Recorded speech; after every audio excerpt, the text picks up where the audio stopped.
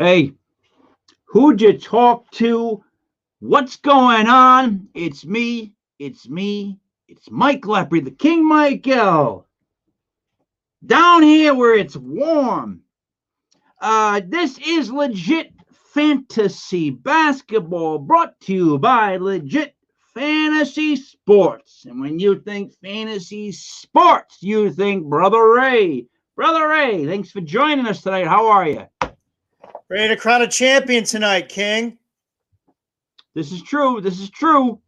That's why I'm down here where it's warm. All right. Brother Ray, joining us, because when it's basketball, it's Coach DJ. So, Coach DJ, how are we tonight? Outstanding. How we doing? Oh, I'm someplace warm. Someplace warm, huh? You know what it is. We're gonna crown a champion tonight. UCLA had their shot. They played in one of the best college games I think I've seen in a long, long time. And when it comes to the best I've seen in a long, long time, let me bring in the genius Kev. Kev, how are we tonight? How's it going, King? That was probably your best three segues you've done. I think that's a reaction, I guess, to last time where they were all negative and didn't really connect. But I want to be where you are because I don't think that's Indianapolis, though. I don't think they have beaches like that in Indianapolis. But I'm sitting in Rhode Island. It's spring, so it's 30 degrees in the morning and 55 degrees in the afternoon. I was gonna say it kind of looks like the wallpaper in Scarface. When they're in the office. Could be. Could be. So, guys, going into tonight's game, first of all, let's talk about the two games that led to tonight's game. And we'll start with Houston and Baylor. That was a really hard-fought game right out of the gate, I want to say. What I noticed was how hard they were boxing out, how hard they were hitting each other, and how the rest were letting that go. I felt like in the beginning, it almost seemed like Baylor was pushing Houston the whole time.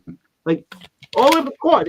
There was two plays where, like, a guard got pushed out of bounds as he was trying to make a pass. You know what I'm trying to say? Like, the defense was, like, that tough right up front, and the refs were letting it go. So I was like, all right, going to be a good game. What do you guys end up thinking about that game? TJ, what do you think about the game? First thing is I think Baylor, at least in my mind's eye, because they're such a good three-point shooting team, and everyone talks about how they're the best shooting team in the country, that you have this picture in your head that they're a finesse team, and they're not. Those guys are weight room strong. The big man is like grown man strong out here looking like Montrezl Harrell, setting screens and getting the ball with two hands. And Baylor was a real physical team. I think coming in, we're all here on Thursday when I'm like, that's going to be a close game.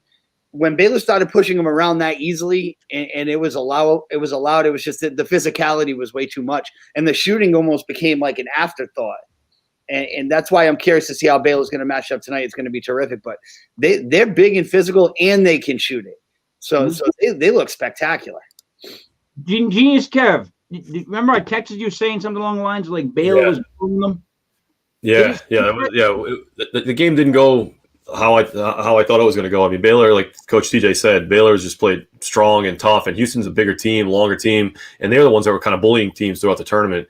And Baylor just shoved it back down their throat. Like that game was over well before halftime. It wasn't. That's the only thing I'll say. It wasn't really a fun game to watch. But they also caused us to lose our teaser. That we teased it down to like -4. Or no, sorry. No, they actually Baylor easily covered the teaser leg. They should have been the tougher one to cover, and they demolished it. So I'm like, oh, this is easy, money in the bank. But when we get to the second game, we'll talk that part of it out. But Brother Ray, thoughts on the Baylor game? Yeah, I mean, kind of what we thought going in. I mean, they as Coach TJ said, they're the best three-point shooting team in the country coming into the tournament. 41.8% from three-point land. And they were the fourth best rebounding team, offensive rebounding team in the country coming in. They were like 37.5 offensive rebound rate, which for a three-point shooting team that's that good is remarkable because they can do some real damage and they can control possessions. And I think that's what they did in this game, and then they easily pulled away. It's going to be an interesting matchup tonight with Gonzaga because, again, Gonzaga they're used to blowing people away. So it's going to be interesting to see if they can keep it close. 3-point shooting and rebounding. 3-point shooting and offensive rebounding is a deadly pair when it comes, right? That'll kill you. That will kill you. All right, second game. Gonzaga against UCLA. Now, you guys told me that there was no this was one of those games that there was no chance UCLA had. It was just absolutely all said and done. Then I'm like, all right, we'll go at UCLA then, because I don't like it when too many people like one team for no reason. It just doesn't make sense to me. This is the dance. And then what happens in the game, it's a fist fight. That was a game of that's the type of game that if you don't like that game, then just stop watching basketball, because that was perfect as far as competition. Ray, what did you think? One of the best games I ever saw. I know somebody was texting saying it was the best game they ever saw. I think it might have been Stu saying that. Yeah. I agree. I mean, right down to the end, right down to the last shot. And you know what's great about that shot? I'm going to talk about that right now. Teams are practicing that more and more off the glass. Like before, like they would just try and get – now everybody's practicing that off the glass. And UCLA had made such a clutch basket before that they were a little bit in shock. If he had even face guarded him or got him off his dribble, he doesn't hit that shot off the glass and they go into overtime, but did not quit to the last fraction of a second. And you got to love the pose on the table when he sunk that 3-pointer. Unbelievable. TJ, what did you think? Well, a couple things. First of all, hats off to not calling a timeout after UCLA ties the game. I'm sorry. Hold on. Picked up on a switch. I put the box score up on ESPN, and ESPN's just going to keep playing the same highlight over. Commercials. Because there was something about the box score I wanted to talk about too, but that's cool. That's trusting your players right there. How many times you see the game get tied up and then it's an instant timeout, and now we're going to run some kind of play off the standstill where Gonzaga, for a team that has not been in a close game in the whole season, basically, that ball went through the rim and they were like a machine. He got the ball running on a U shape, so he had momentum going towards his goal, and then to pull up and make the shot. They practice that kind of stuff. Yeah, he still got to make it, which is impressive. That's the first thing. The second thing that was impressive about Gonzaga, they play 5 guys. Like, they played 5 guys over 38 minutes. They played 4 guys over 40 minutes. So they're just coming out there. I don't know if they'll have any effect on them from one night to tonight, but to watch both teams slug it out, and UCLA did the same thing, pretty much playing 5-6 guys. To watch those teams come out there and just compete with their best 5 against your best 5, and without trying to get too cute, I thought that was impressive. And the last point I'll make, we had talked about, and I think a lot of analysts had talked about, for UCLA to keep it close, they had to slow the game down and try and shrink the game, because when you're playing against a better team, you want to slow it. UCLA came out there and was like, no, we're going to run with you. And that's what made it a more exciting game, because if it was still a buzzer beater, but the score was 53-56, it would have been different. That was like 2 heavyweights, and they were just like, yeah, we're going to run, and we're going to run, and we're going to run. And from a fan standpoint, it was beautiful basketball. Yeah, that doesn't happen in the pros. That's a college game. That's a college game. Kev, what did you think? No, the TJ and Ray hit most of it. The only couple things I'll add, I think one of them said it was kind of like a heavyweight fight, and I agree with that, because there are times when in the second half I was sure Gonzaga was pulling away, and I texted you guys. I bet Zags like -8.5 in game, and at one point I think they had a 7-point lead or a 6-point lead, and I'm like, oh, this is where it happens. This is when the run happens, and then UCLA would fight back. Then I'm like, okay, the next one. This is when it happens. And I started looking at the clock, and I'm like, it's not going to happen, because I was watching it with some friends, and I'm like, oh, that's a loss. It's not going to happen. They're not going to let them pull away. And UCLA, like the thing, you guys know, I look at the stats and the analytics and everything. Like, they were just incredibly efficient with mid-range jumpers, where usually that's where teams fall apart. It's the threes or around the rim, and they were incredibly efficient, and that kept them in the game, So when we start to, I'll talk a little bit more about that when we preview tonight, the championship. But that was just a phenomenal game, and I don't know if I'd say it's the best game I ever watched, because who knows how many college basketball games there are, but it's definitely up there, top 3, top 5. You think of like the Duke Christian Laettner one, the Michael Jordan one, but like stuff like that, that if you don't like that game, King, like you said, you don't like basketball. Like, you might as well just stop watching basketball if you don't like that game. It was an unexpected good time. That's how I explain it. Like, I didn't expect the game to be as good as it was, right? And then you're like, oh, this game's a barn burner. Yeah. And King, I am going to say we all predicted Gonzaga would win. We got it right. You know, it's like in Green Mile. It's like in Green Mile. An execution took place. An execution took place. Man fried his head, didn't wet the sponge, all that, but the execution took place. I'll tell you the play of the night, and the shot is the shot. But the kid made the point guard there, Suggs. He made a bounce pass in transition to a guy running full speed, but it wasn't like a 2-on-1 fast break. It was a 2-on-3 fast break, and he thread the needle with a one-hand bounce pass that, like, if you didn't see the guys and I told you Stockton or Magic made that pass, you would have believed me. It was that special. They're saying the kid's a lottery pick. I don't know if you can do this shit in the NBA, but boy, he was something else the other night. Yep.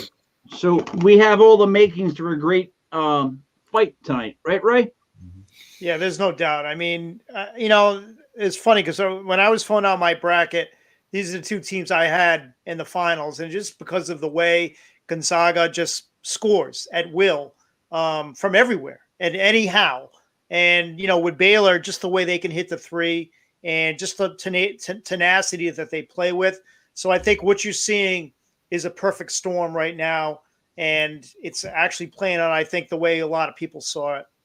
I think college basketball is excited to have these two teams in it tonight. Like, this is great for ratings. Kev, what do we got for the spread for tonight? So right now you can find it at Zags -4 if you want to pay 115, or you can get 4.5 at 110. And what is your hold on, the over under I think is 159. Hold on, let me check that again. But I interest of full disclosure, I just bet the Zags -4. I put it right before we started. But the over under is 159.5. All right. So who wants to go first? Breaking down tonight's game. We'll take some turns. TJ, would you like to lead off? Yeah, I'll lead off. I'm curious to see how the guys who played a lot of minutes for Gonzaga, if they can play at that pace one more night, and they only have to do it one more night. So they're young. I think they can.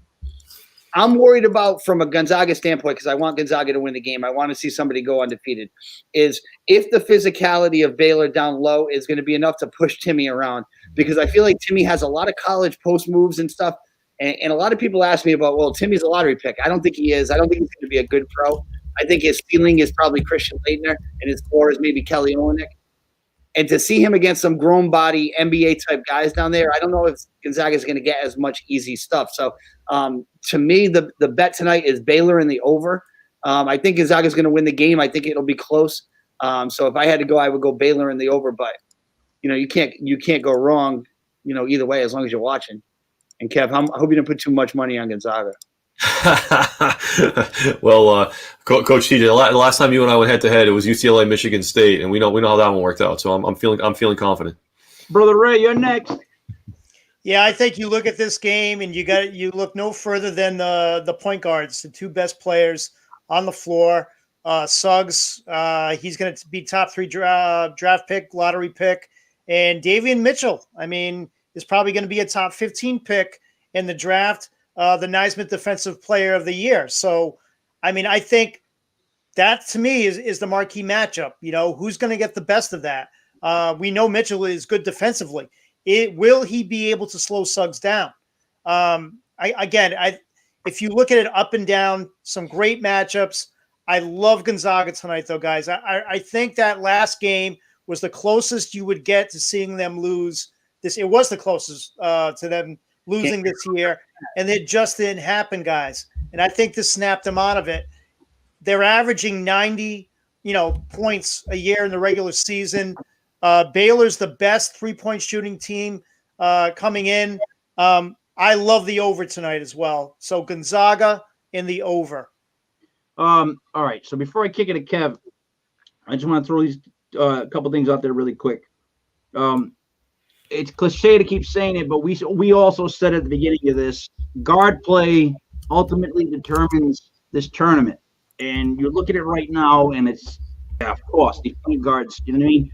Guard the backcourt depends, And then for myself, I like to say that Gonzaga playing such a close game and narrowly missing out, like almost getting beat, in overtime, usually a team like that will rebound by thumping the next team they play. Like a team that almost loses and goes to overtime usually comes back and just lumps up the team they play, almost like a way of like saying like, we're better than we might have looked last game. So me personally, I love Gonzaga minus 6-7, whatever you want to do, and I like the over as well. Kev. All right, so I got like a bunch of things I want to bring up, and some of them I'll have comments on. Some I'm really interested for Coach TJ and Brother Ray's opinion on. But it sounds like most people are heavy on the over. I guess the two things that jump out at that is the venue, like the fact that it's Indianapolis, the fact that it's just at a football stadium. It's not, from everything I've heard throughout the tournament, it's not as comfortable as some of the other places. It's not as comfortable a place to play in or shoot in, specifically as some other arenas are. And then the stage. Obviously, it's national championship. Both teams played a couple nights ago. TJ already brought up the fatigue. So, and 159 is a lot. That means both of them basically are going to have to get to 80, unless it's a blowout, unless it's unless Gonzaga just blows them out. But I guess TJ or Ray, any thoughts on that? Is that like a red herring? Just ignore it, or are you guys putting stock in the venue and obviously the big stage? Like I just said, I'm with the under tonight. I'm with Baylor in the under. I think it's going to be a close game in the 70s, which I think is a good tempo for a national championship game. There'll be some feeling out early. I can't imagine the score going up in the 80s for both teams again, but then again, you never know. As far as the venue, here's what happens when you play in a football arena. The rim looks like it's 5 feet in front of your face. Everything looks shorter. So I've had a chance to coach at the Ryan Center a couple times, and the first thing my players say when we come out of layup lines is, Coach, the rim looks closer. And that's at the Ryan Center compared to a high school gym. Now you go to a football stadium like the Carrier Dome or whatever. That's like the rim feels like it's right in front of your face. So it is a difference. Of course, is that depth perception? It's the depth perception. It is. And they're probably not going to have fans behind them either to try and close that gap. So really, it's like playing on a hoop in the middle of an empty parking lot, which has got to be strange for these guys. So anyway, that's going to be a factor. Of course, once you get into the flow of the game, it's all muscle memory anyway. So the nerves, the jitters, and all that shit. And then once somebody sees a ball go through the hoop, we're just going to get back to playing basketball. You won't even notice it. Mm-hmm. All right, cool. So that's a very good perspective. And so so going a little bit on that, I actually put some money on first half under 76. So we'll see if your theory's right. Maybe it takes a little while to adjust. Especially if you can get that at halftime. I like that a lot. If the game's going to explode, it should be in the second half. First half, there's a lot. You're going to have coaches that, although based on what you did the other night, maybe not, but early in the game, you might want to script your first 5 sets. One thing a lot of coaches will try and do in a game of this magnitude is make sure all 5 guys touch the ball early, because you don't want a guy to run back and forth 3 or 4 times and not touch the ball. So maybe your first time down, it's like, okay, we're going to run whatever set, whatever motion that's going to get 5 touches and 2 ball screens, because we want our big guys to hit somebody and we want everyone to touch the ball. And that kind of stuff might bring us to the 3-minute mark and the score be 4-2. Plus, in the first half, teams both usually go on their own little runs, right? It's their way of like testing the other team. It always seems like in that first half, you'll get like the first team go, they went on a 12-point run, but then they don't score for a while. The other team goes on their own 10-point run, and it's just like one of these. And then once the second half starts, it's almost like, all right, we got a better feeling for how they play, these guys, how they're going to be. The whole slamming into each other is been done. Like, what you're up against physically. Mm-hmm. And when the scoring, I think, usually really starts. To me, that's what it seems like always in games. But yeah. All right, I think these are the 2 most explosive teams in the tournament, and I think they've shown it, just recently in the last couple of games. Yeah. So unless someone's going to clamp somebody down, which I don't see that happen. I don't see Mitchell clamping Suggs down. I don't care who they pass it to. They're going to score. These teams, when Gonzaga is on, they are a machine. Like, they just score at will. They just push the ball like nobody else. And if Baylor, can hit the 3 like they usually do and get offensive rebounds, I don't know. I personally like the over. If Baylor beats them up early, Kev, you can't lose with that under first half bet right there. Yeah, You yeah. want it physical. So obviously we'll track that one. And brother, you brought up something that I've been thinking about a lot. It's just like the explosiveness and like the style of play. Like I think you both mentioned how Baylor hits the boards. Well, obviously Zags have a size advantage. Zags are a very good defensive rebounding team, and they run the break. They play exceptionally well in transition. So if Baylor's crashing three and they're not getting the rebounds, it could be a very long night. It could be a very, very long night for them because they'll be in trouble there. So that's one of the first things I'm going to watch is when they miss shots, are they getting the offensive boards or is Gonzaga running?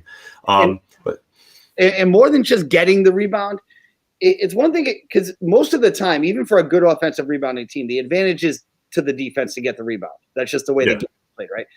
I'm not so concerned with whether Gonzaga is getting the rebound. Is Gonzaga getting the rebound and getting to the basket in 3.5 seconds? Yeah. Because if Gonzaga gets the rebound and the point guard has to come get the basketball, that's okay for Baylor.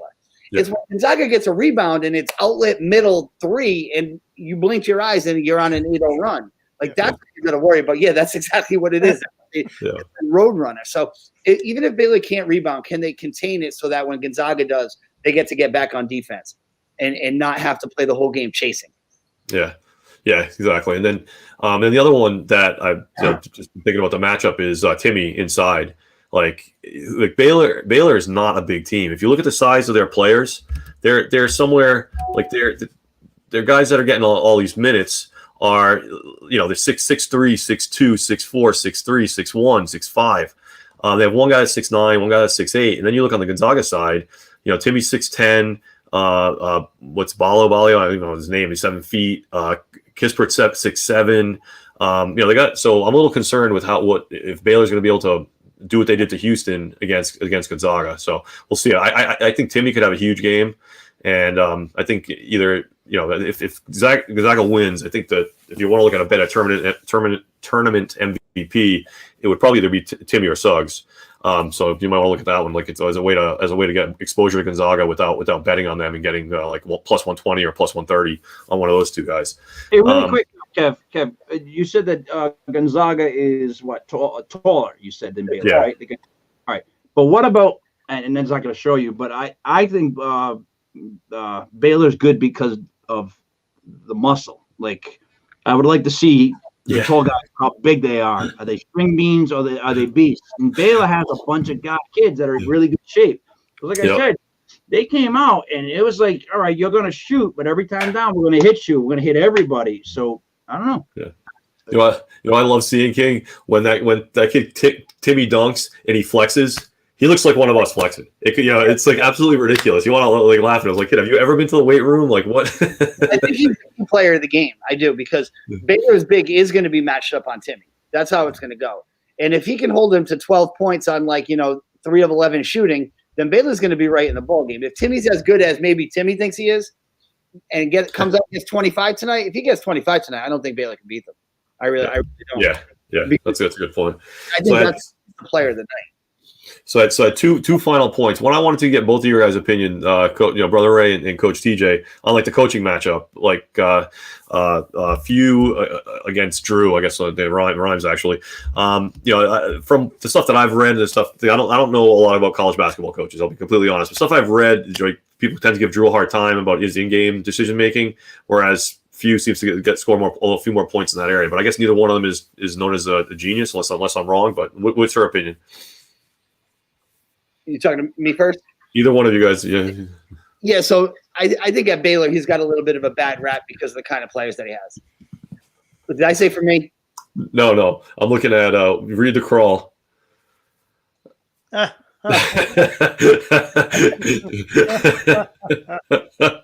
think Drew's got a bit of a bad rap. Some of those Baylor teams, they were like, he's had a couple of high-seeded teams, but they were all like guys recruited for like length. I feel like they were strictly recruited for what they looked like length, and almost like how Syracuse does it a little bit. His in-game decision-making, I mean, they run a pretty basic set. They try and get the ball in the middle, and then they try and jack up a bunch of threes from the corner. So, I mean, this isn't like rocket science. What Gonzaga does is play beautiful basketball, and I think it's an unbelievable coaching job. One of the things he does feel out there is he has a lot of international players and recruits like in the program, and they play a better brand of basketball than what American kids play. And that's why they can run things with a lot of motion and cutting and back screening and fast breaks where it's unselfish. Like, could you imagine James Harden playing for Gonzaga? He wouldn't know what to do. Like, he just wouldn't, they'd be like, yeah, you got to go. Like, we don't do that here. But when it gets down to the late game, I mean, we haven't had enough. I haven't had enough of Mockview in the late game this year because they've been blown out the whole time. And the best coaching decision he made the other night was not to do anything and just to let the point guard go. So if it gets down to that strategy at the end, I don't really know who you give an advantage to. All right, cool. It is so hard to run the table. I mean, in any sport, never mind college basketball. So for Few to be at this precipice right now, I mean, and I know he spoke to Bobby Knight too, the last coach to do it. Talked to him recently, and got some advice from him. I just like the way he approaches it. I think he deserves a lot more respect than he's gotten. Those teams in the past, I mean, he should have won. They would have won it last year, probably. And I think really that's the way they're approaching it this year. Like, they should have won it last year, and they should be defending champions. There we go. Well, what's that say? It's 18-0, then 24-0. There you go. Yeah. Wow. See, All right. Let me tell you what happens. Let me tell you what happens when you get to like 18-0. You start getting nervous about playing the JV team from the School of the Deaf. Like, you are nervous. The pressure is unbelievable. You play teams. We played a team. We had beaten them by 30 and 35 in the regular season. We got them in the first round of the playoffs. I'm sweating before the game. Like, this is going to come to an end right now. This is, how he's doing it, I don't know. Because this is at a ridiculous high level with media day and all that shit. It builds and it builds and it builds and it builds and it builds. And then when you're playing against teams now in this tournament that are as athletic and big as you, it's an unbelievable job. If they finish it out, it really is as hard as people would think it is. And they're still playing loose, guys. Like, they got punched in the mouth last game by UCLA. UCLA punched them in the mouth.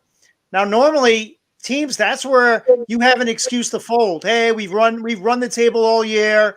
We come up against a good team. This is our excuse to lose. They were loose through that whole game. They fought through that whole game. There was not 1 ounce of tightness in anything that they did. Any of the play calling, anything that the players did. That shows you what a good program is. Ray, that's brilliant take right there. Because you're right. They didn't win by buckling up. And no, they played the way they always play. In fact, just to have the balls to throw that bounce pass, that's not playing scared right there. And there's a lot of coaches that are calling timeout as you cross half court in that late situation. Like, whoa, my legacy is on the line right here. My legacy, you don't hear any of that coming out of their corner. They're like, next game. And doing like cartwheels in the locker room and whatnot. Intense pressure, right? Intense pressure goes two ways. We all know this. One way is it creates a diamond. The other way is it bursts pipes. The way that they're handling it, they're going for the diamond. Gonzaga could have burst their pipes last game against UCLA. They could have fell to UCLA. They had every reason. You know what I mean? It was happening. It was happening right in front of their eyes, but they stuck in it. So, are they a team of destiny? I'm not a big fan of that theory because I watched the Patriots get their ass handed to them. You watched? King Mike, you tuned into that game? You watched that game? Football game? Just trying to tell you. Well, not really. Somewhat. Gonzaga almost got beat. Gonzaga comes out and lumps up Baylor. I know everybody wants a close game tonight, but I think it starts off ugly early for Baylor, and they never get a chance to make it back. That's what I'm afraid of. I think we had our greatest game before. Tonight will not be the best game this series. It will be anticlimactic. There's another word I'm going to be dealing with all night long. I mean, it's almost impossible to top what we just watched. I don't think. No, we're going in expecting to see that again. I mean, you watched The Godfather Part 2. You didn't go into Godfather Part 3 thinking it was going to be better. Yeah, but what did you just say? You went into Godfather 2. I mean, 1 all over. Gonzaga wins by 9. 9. All right. So, you do. All right, King. So the last thing I wanted to bring up, and since I'm asking the questions tonight, I'll ask you a question. So the look ahead line was Gonzaga minus 6.5. because after the game against UCLA, it dropped all the way to -4.5. So because of how they played against UCLA, it knocked 2 points off. Do you think that's a reasonable move? Because to me, it seems like an exaggeration. But do you think that's a reasonable move? It might be some money to be made there. I think it's a reasonable move for 2 reasons. I think half of a point went because Gonzaga played such a close game. The other half went because Baylor really played that physical. I think those 2 things added up to that line being adjusted slightly. So, yeah, I think they do make sense, if you want my take. I mean, I think they win by more than that, but I can see how Vegas does that based on both games. How Gonzaga played, against UCLA, and then, like I said, how physical Baylor looked. Baylor looked like the Broad Street Bullies. Baylor looked like you were not going to beat Baylor. That's what they looked like. They weren't going to let you physically beat them. I just hope when they're lined up for the jump ball, Baylor doesn't look like children standing next to Gonzaga. Because I really did feel like they were big and physical against Houston. But maybe when we see these guys standing up next to each other in about an hour, half hour, it's like, oh no. Could be. They're shorter than I thought they were, It could be, Ray. What do you think? I think bettors basically we got a break with UCLA playing Gonzaga so tough because I think normally this game would be probably 9 or 10. To be honest with you, Gonzaga 26 double-digit wins this year in the regular season. This is what they do. They just jump on teams and they smother them, and there's just no coming back. I think UCLA playing them tough is what made this spread what it is, and I think it's a gift. If Gonzaga gets up early, right, Baylor shoots threes. That's what they do, right? However, if Gonzaga gets up early, Baylor starts to grip a little bit, right? They tighten a little bit, and those threes start to miss, and the rebounds don't go their way. It's gone. Like you said, in a blink of an eye, it's an 8-0 run. You're done. You're done, son. Like, that's what's going to happen. And Baylor's not ready if that happens. They won't make it back. Gonzaga could really dig them a hole that it's over by halftime, Kev. Like, that's what I see. All right. All right, King. Those are all my notes. So I'll give control back to you, unless you want to go around and get our picks on the record here. Well, all right. Let's get our picks officially on the record. Then, Genius. Let's start with Coach TJ. We're gonna go with 4 as a spread, and we'll go with 159 as over under. Let's just keep it clean. Yeah. So once again, TJ. With the points, I'm going Baylor and under. I think Gonzaga and over is the easiest, safest way to go. I think everyone's brain tells you that's what it's going to be, and that's why it's not.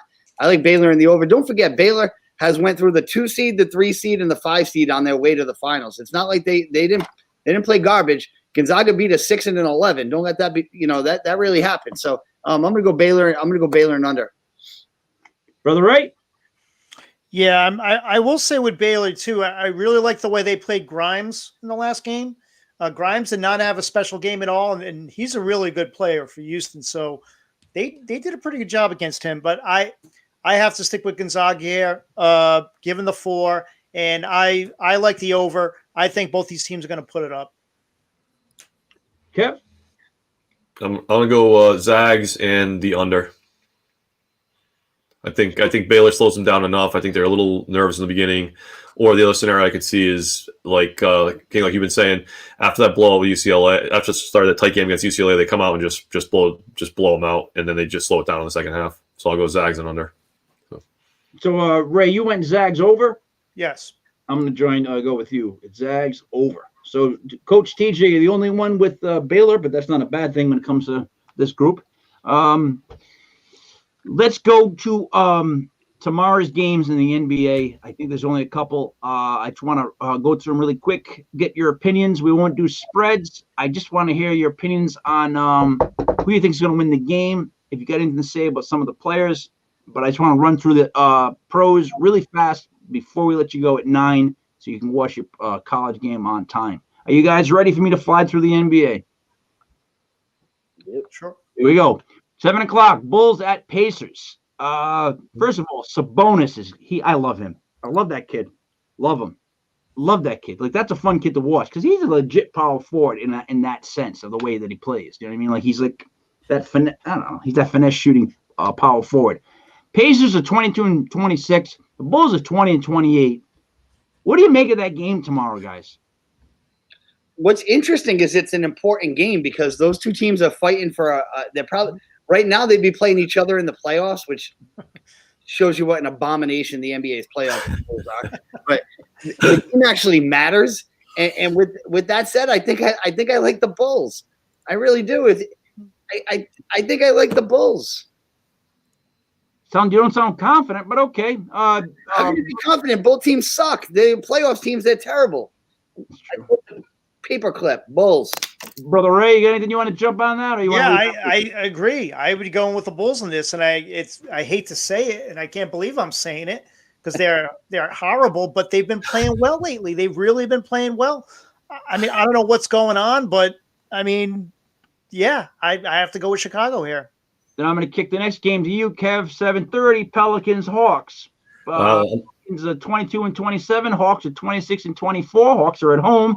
What do you like in that game? I like the Hawks. I think when they fired their head coach and put McMillan in charge, we talked about it a lot that day. Like, why would you make that change? Why McMillan? You know, based on some of the things that came out about the previous coach, I forgot his name, and we were kind of. I think we underestimated how much of a change you can make. So I'm gonna ride the hot streak with the Hawks. Although I hate to say it, but I'm becoming a Zion a believer in Zion. Awesome to watch. So I like the Pelicans too, but I think Atlanta pulls this one out as a. I like Zion myself. I'm going to kick the next game to the Coach CJ and Brother Ray. It's the Sixers at the Celtics. That's a classic matchup. 34-16 against 25-25. Who the hell knows with those the Celtics? I think the Sixers are favored by 1. And the over-under is 223. Gentlemen, Brother Ray, let you go first. What do you think about tomorrow's game with the Sixers and Celtics? I know I one of these shows I picked the Celtics to close well and represent in the playoffs, but I'm going to go with the Sixers in this one. Coach? Yeah, I'm about the Sixers. Here's my thing though. They did it the other night again, Brother Ray. They played Memphis, and Embiid's out. So what is Ben Simmons going to do in response to Embiid being out? He's going to give us 7 points? Awful. That's that's why I just can't get behind him. I just can't. The Celtics, I mean, they shot the ball well. I was trapped. I was trapped at the in-laws for Easter. I had to watch the Red Sox and the Celtics on the same day. So I had to go shower with sandpaper. But the Celtics actually shot the ball really well the other day. Robert Williams brings something to the table. But the Sixers need this 1 seed too much to lose to middling Boston. Genius Kev, the Lakers are going to play the Raptors, right? Here's what scares me about that game. When it tells you the players to watch, and for the Lakers, it has Montrezl Harrell. I like Montrezl Harrell. All right, but I don't care. But when he's the player to watch for the Lakers, Kev, what do you make of that game? That's another one. I'm not watching that game. I'm not going to waste time watching Montrezl Harrell. I'll leave it to Coach. If Coach TJ wants to watch that game, and by all means do so. So I'll punt it over to you, TJ, if you have any thoughts on it. But I'm not watching that one. Yeah, I just have one thought. We on this podcast we talked before about it doesn't really matter what seed the Lakers are in, whether they're the 2, 3, or 4. Yeah. But they got to stop. They're 5 right now, and they're about a week behind turning into the 6 seed. So it gets to the point where it's like, well, how long can they let this free fall go? And you don't want to be an 8 seed. I mean, we make seeds don't matter, but they kind of do. So interesting times for LA. All right, Grizzlies Heat, 8:00 game. Brother Ray, let you go with this one. The Heat are favored by 5. They've been playing better lately. Memphis, Miami. Still, I really thought Miami was going to turn around with the those moves that they made right at the deadline. I thought Riley had them in the right path. I don't know. You just haven't seen it yet. So I don't know. I'll take Memphis in this one, but the Heat should win this game. Agreed. All right, Pistons Nuggets. There's a game that doesn't make sense. I would love to. They don't have the spread off of this yet, but you got the 31-18 Nuggets at home playing the 14-35 Detroit Pistons. Now, Jeremy Grant. Jeremy Grant, spelled Jeremy. Let say Jeremy. Okay. Yeah. All right. I can do that. Jeremy Grant. Got away, TJ. The one that got away. I know. He was too good. We weren't ready for him yet. He was scoring. Nuggets easy win. Oh yeah, Yeah, it's already over. that'll be a good one to see the spread when they finally come out with the spread on that one. 'Cause the And we Nuggets- need to give props to Stu. Yep. Chris Stefano has been calling them on text. He gets no props at all on this show until he appears on said show. Moving on. Stu. The Bucks at the Warriors. The Bucks are 32-17. Warriors at 23-27. What do we think of this game? TJ. I like how Milwaukee's playing right now, but I got to bring it back real quick. I know we're trying to get out of here at 9, but the NBA had a night last night with the highest margin of victory in the history of the NBA, where they line up. It was like more than 7 games in a night or whatever. So there were 10 NBA games last night, and the average margin of victory was like 25 points. It broke a record. The NBA has got to do something about blowout city. When you're talking about 10 games on a night, and there's not one watchable fourth quarter because it's blowouts, it's bad. And what Denver's going to do tomorrow night is going to be exactly that. So I don't know what you do in the NBA. Well, you know why? Because of rest nights. If you're going to rest a guy, if you're so worried about resting players, when there's a blowout, the minute it starts, it's rest everybody, right? So it's never going to change blowouts. They're going to once we come back here, John. The Sixers sat Embiid the other night after he played like an MVP, and then you sit him. But anyway, the Bucks are going to win this game. The Bucks have won 3 in a row. They're playing well. The Bucks are they're starting to click over there. Final game of the night would be the Blazers at the Clippers. This is a great game. It's going to be a great game. Blazers are 30-19. Clippers are 33-18. You got Lillard going up against Leonard. It sounds like a middleweight fight, Brother Ray. What do you think? Yeah, I mean, two really good teams. I'm going to go Portland now. I think Portland's been playing a little bit better lately than the Clippers have. Okay, I like Portland too, but Clippers are favored by 5.5 for the record. Anybody else want to weigh in on this game? Just that the Clippers signed DeMarcus Cousins today to a 10-day contract. Yay! I don't know if that moves anyone's needle on the point spread, but they definitely did sign him. Poor Boogie Cousins, man. So I actually, if I saw DeMarcus Cousins in person, I would actually have to shake his hand and thank him, because for some reason during the last NBA Finals that the Kawhi Leonard, the Raptors beat the Golden State Warriors, he was on Golden State, right? And for some reason they were offering a double-double prop on DeMarcus Cousins, yes or no, just whether or not he gets a double-double. I bet it no and cashed every single game. I'm like, I don't understand what odds you'd have to give for someone to bet yes on D Boogie getting a double-double at this stage of his career. And this was like 2 years ago or 3 years ago at this point. Every single night, I bet it and won. So if I see that man, I will shake his hand. That's easy cash. Yeah, oh yeah, it was amazing. I couldn't believe it. I thought they were going to take it off the board by the third game. I thought they'd take it off the board because he's coming down with 2-4, 3-1. Yeah. Tell me something, guys. What are you planning to do for the game tonight? What do we got? What's everybody got on board? Just sitting in the house and watching the game, secluded. Yeah, as life is. I'm that guy that does. If I want to enjoy a sporting event, the last place I want to be is anywhere near other humans. I agree. I can't. Even a big football game. I know everybody likes to have a Super Bowl party. So I'm a Bears fan. The worst Super Bowl party I ever had was when it was Bears Colts, and Devin Hester's running back a kick, and someone's asking me where the freaking ice cubes are. I can't. I'm gonna sit there tonight. I'm gonna watch the ball game. I'm gonna listen to the announcers. The end. I can't watch big games with anybody around me. Never mind that. I remember when the Giants played the Ravens, and there was a goddamn dance party downstairs because everybody's having a great time at the Super Bowl party. Never mind the fact that the Giants are getting their ass handed to them by the Ravens. I walked home. I did. I swear to God, I walked home with my wife. We both walked home. I was like, screw this, I'm out. But I'm going to just sit back. I'm probably going to drink heavily, Now, don't get me wrong. When the Giants were playing the Ravens, I cared so little. I was downstairs at your house in the party. You probably were. You were at the dance party.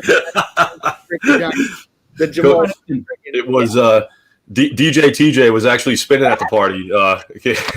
But so out of all of us, I don't know how you guys did on your brackets, but I'm meeting up with one of my friends. So as soon as this ends, I'm leaving to go meet him at a bar because he's got if the Zags win, he wins $975 for winning his bracket. So that's not bad, $1,000.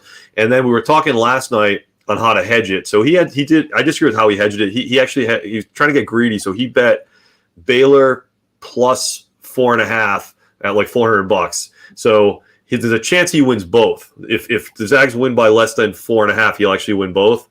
But I told him just hedge money line because he could have done 200 to hedge it to 350, and but it'll be either way. Make some money. I hate it. I hate hedging bets. No, why do you hedge a bet? Why do you hedge a bet? Just go with what you came with, man. Have some confidence, for Christ's sakes. Show some balls and stay with what you came with. Brother Ray, would you hedge a bet? Oh, hell no. Oh, I mean, that's the first question I asked him. I was like, "Are you still confident in Gonzaga? If you are, just leave it alone." But the 970, but once money gets involved, and it's like $25. You guys see that? Yeah. Push it in. Middle of the table. Yeah. But whatever. And then I was trying to help him. Like, if you want to guarantee either outcome, like no matter who wins, you're going to make. You could do it so you'll make like $500 either way. He didn't want to do that, so he partially hedged it. I'll tell you, I got third in my pool of 81, but I do want to take a second in case she's watching. My wife came in 81st out of 81 people, which is very impressive. That's just as good as winning. It's hard to do. It's just as hard, yeah. Just as hard as winning. Yeah. So I owe her league fee. I said, if you actually come in dead last, I'll feel so bad. I'll cover your $25. Yeah. Brother Ray, you won basketball every game. Brother, you said you had all 4 Final Four picks, and you have the 2 champions. I had 3 of the Final Four. The only one I didn't have was UCLA. So I had Gonzaga, Michigan, Baylor, Houston. And I had Gonzaga beating Baylor in the finals. Unfortunately, I didn't bet any of it. I just did it. Just did it for the fun of the game. Wow. No such thing anymore, Ray. By the way, that looks like a lot of fun. Your expression there seemed like you were having a lot of fun with that one. So you picked the winner. I picked Michigan State in the first round, but tomorrow I'm going to get some cash. Yep. All right, guys. We promised that we would get out at the top of the hour. Is there anything you want to say before we let it go? Kev? Nope, just enjoy the game tonight. We'll do a recap on Thursday. TJ? Nope. Good night, gentlemen. Excited about the game. Brother Ray? Enjoy the game, folks. Can't wait for tip-off. Well, then for me, Mike Lepre, here in my padded cell. This was Legit Fantasy Basketball from LegitFantasySports.com. Enjoy Gonzaga Baylor. We are done. Boop. Boop.